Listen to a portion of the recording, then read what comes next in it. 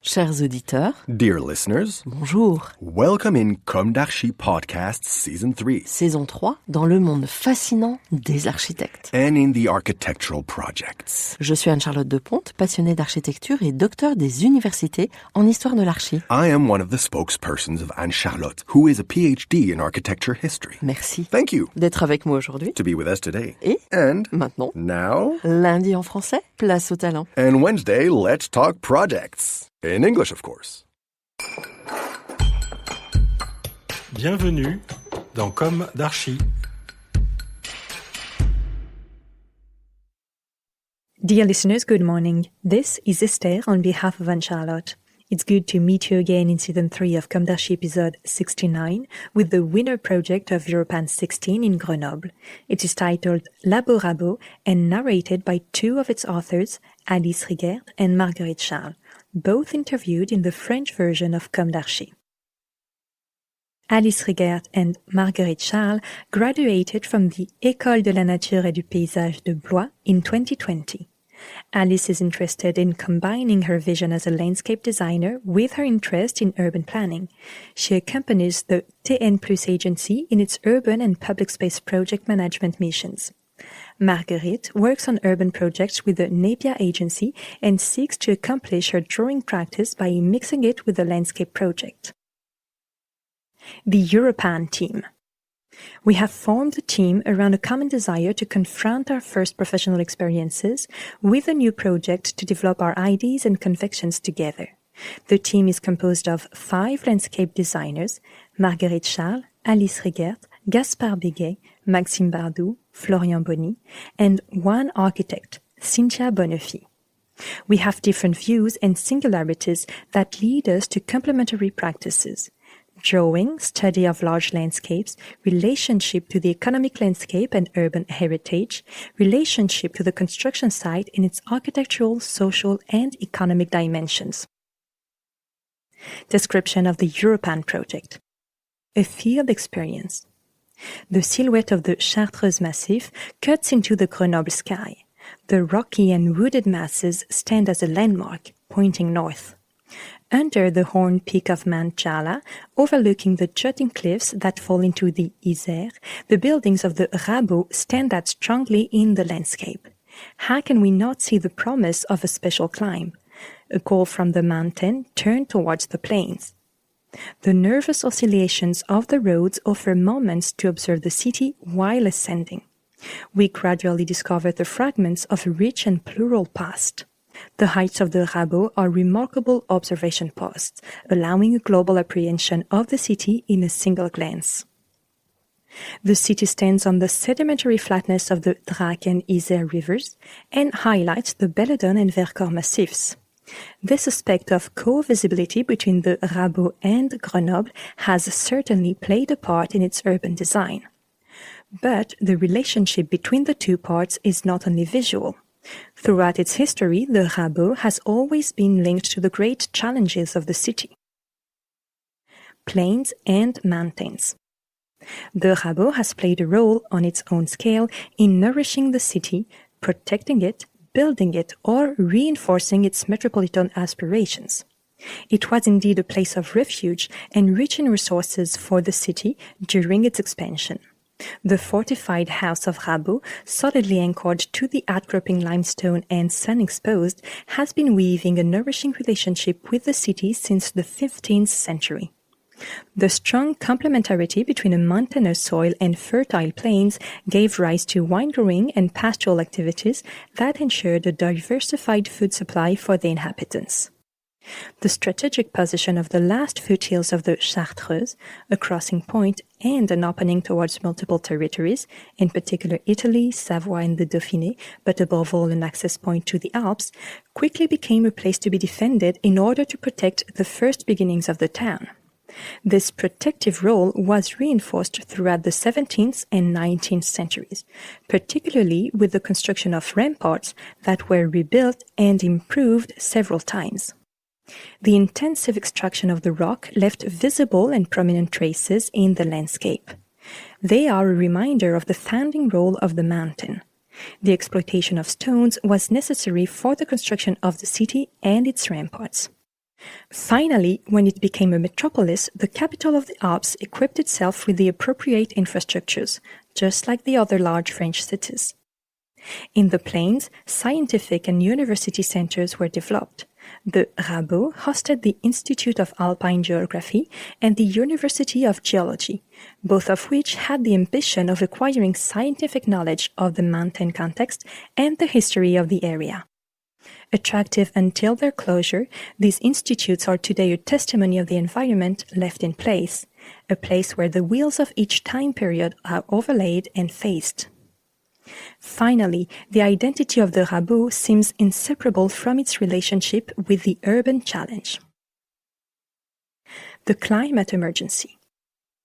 Adapting to climate change, fighting against biological degradation, and boosting the ecological transition are more than ever important issues in urban development. The IPCC publications reinforce the scientific and social credibility of these phenomena. By 2050, in Grenoble, more than 45 days of heat waves per year are expected, compared to 3 today. This subject is no longer strictly limited to the scientific community, but is addressed to society and to public policies. Grenoble has quickly measured the importance of these issues. The SCOT and its DOO has placed the challenge of adaptation at the heart of territorial projects. The city has had a local climate plan since 2005 and set up in 2018 with the CCAS a heatwave plan to carry out preventive actions to limit the effects of global warming on the inhabitants. The Territoire en Transition Chair is actively working on these topics in collaboration with the Mountain Cluster. Initiatives by associations and residents are also launched every year.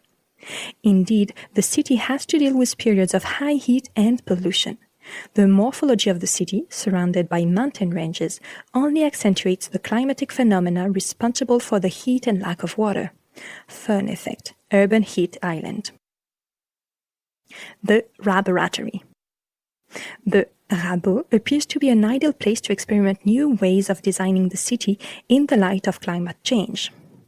It presents spatial and climatic patterns visible in the city. For example, the soil is shallow or disturbed by its impermeability. There is a high degree of sun exposure, little water supply, and the buildings are old and energy-consuming. Despite this, it remains a site subject to the risks and difficulties of its environment. Landslides, erosion, overgrowth, fires, agriculture on the slope. On the whole, the vacant character of the Rabo is a formidable resource for considering new ways of planning the city. It can become the support of new urban practices without making the visible forms and traces disappear. We break away from the historically monofunctional character of the place, the agricultural Rabo, the military Rabo, the university Rabo, while highlighting what it has actually been. The project developed here is based on the notion of a laboratory. We will try to define a climatic laboratory throughout the project, but it is important to recall its etymology. Laboratory comes from Latin and means the place of labor, of work. This definition in the broad sense already suits us. It is a question of designing a place where we work, where we live, where we develop our ideas. The scientific connotation of the term also carries our purpose. Urban innovation is the main aim of the project. To achieve this, the laboratory is divided into 2 parts. The first is an acclimatization nursery that will allow us to find the plant species that will make up the public space of tomorrow. These species must be adapted to climatic conditions while tolerating urban conditions and uses. This space will thus provide answers to the problems of heat islands and will serve to design public spaces that require less water and are better suited to nature in the city. The vegetation in place is already interesting to initiate the nursery. Nevertheless, some plants from around the Mediterranean will be introduced with the greatest care in order to guarantee the biodiversity of the site. The nursery is spread over different plots. The wooded wastelands constitute the resource space where the genetic material is developed by specific forest management. The waterproof surfaces represent the acclimatization areas where the plants resulting from the selection process are being tested. Their resistance to sunlight, lack of water and poor soil, but also their growth rate, the quality of their shade, or their evapotranspiration rate will be studied and compared. Finally, the open meadows, according to their soil and exposure characteristics, will constitute plots available for the planting of different strata: trees, shrubs, perennials, climbing plants, rockery plants. The outdoor spaces will be equipped with 2 greenhouses, offices, a weather factory, and a grain store in order to complete the different stages of the nursery. The second part of the laboratory is a material library that explores new ways of building, taking the transformation of the Rabo buildings as a first support. In order to be able to respond to current issues, we will innovate by building with new ambitions. We will build by recovering materials, mostly identifiable on site. The aim is to spend as little energy as possible in the construction process. If local materials are not directly usable, they will be transformed and will be used in innovative and cost-effective experimentation. This material library will essentially take shape on the former stone quarry at the level of the Via Ferrata and will coordinate the exchange of materials between the buildings of the Rabo and those of the city plains. An elevator will facilitate the transport of heavy materials and people by leaning on the Vica rock face. The old Barbillon and the Esclangon will be reinvested in workshops where stone, concrete, glass, wood and metal are manufactured, transformed and reinvented. In addition to experiments on buildings, building methods, renovation, recycling, all the components of the public space that join the plantations will be designed, furniture or more permeable floor coverings, for example. Innovative process. The implementation of the Labo Rabo is part of a transformation process involving 3 major phases. Stage 0, starting from what exists. Known for their rich fauna and flora, the Rabo wastelands are studied and inventoried by specialists, foresters, entomologists, ornithologists, botanists, in order to identify the refuge, resources, and acclimatization plots necessary to set up the adaptation nursery. At the same time, a watch is drawn up on the volumes of vacant buildings and the materials to be recycled during future deconstruction. Stage 1. Launching the nursery and the material library. The students have left the campus and the first transformations are taking place. The Chartreuse building becomes a greenhouse. Its lighter structures open up the view of the horizon from the Place d'Armes. The old quarry below is being renewed to accommodate the materials from the various works. They are transported by a funicular railway along the rocky slope. Pedestrian access from the Bastille is opened up and allows free movement of visitors during the works.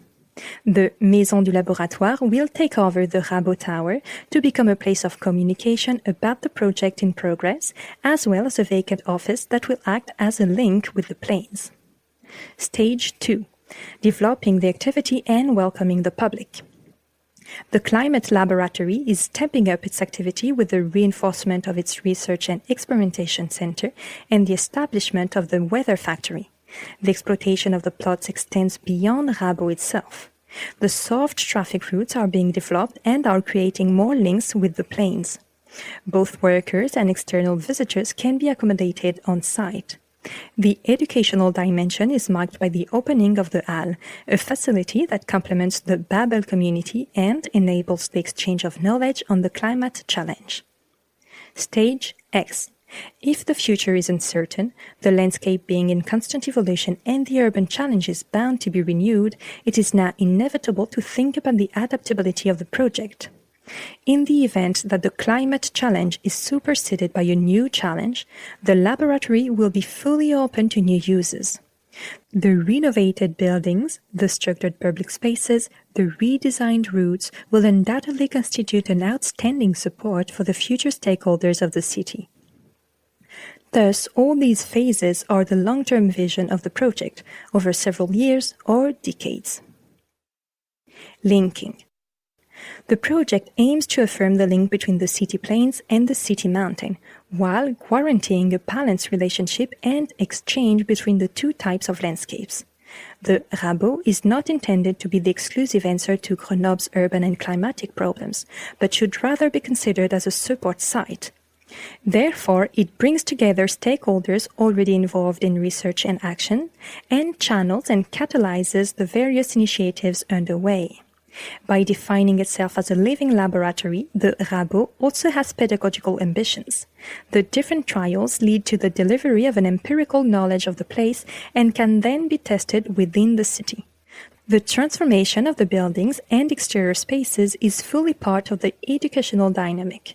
The various actors in the development process, urban planners, landscapers, architects, representatives, technicians, craftsmen, laborers, foresters, etc., come to be trained on site. Finally, the underlying ambition of the laboratory is to compose an active, moving, fresh and welcoming space. The aim is not only to fulfill the missions inherent to the city below, but also to make a singular space sustainable, to make it a place for learning about the city and for building new urban models. In the spirit of a city mountain, the design of the nursery takes up urban patterns, trees in rows, malls, etc. Straight lines and permanent orthogonal meshes frame the ephemeral and evolving plantations of the nursery, underline the layout of the ramparts, and structure shaded rest areas, viewpoints, and walkways. The everyday character of the Rabo must be asserted, and it must remain a site that can be visited and experienced on foot. It remains a landmark between the city and the Bastille, where visitors can meet scientists and practitioners and exchange ideas on the work in progress.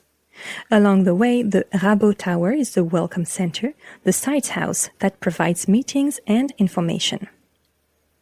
A metropolitan measure.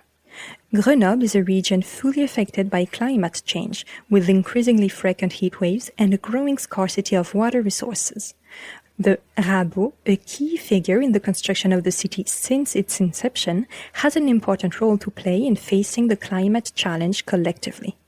Driven by a scientific and practical approach, the transformation of the city mountain into a laboratory influences the everyday landscape of the city plains with concrete solutions for the quality of urban life.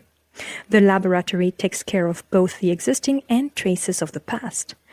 Thus, vacant buildings, hardened soils, inert waste, or wooded wastelands become inexhaustible resources to change our ways of designing the city. Dear listeners, thank you for tuning in. Let's meet again next week for a new Com d'Archi in English. And until then, take care of yourselves. Goodbye.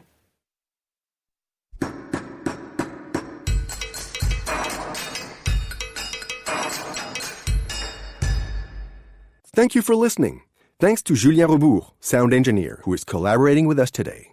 Don't forget to tune in to our previews on Instagram at comdarchipodcast. If you enjoy this podcast, don't hesitate to promote it by giving it 5 stars and a little comment on Apple Podcast or on your favorite podcast platform. And above all, subscribe to listen to all of our episodes for free. See you soon, and until then, take care of yourself.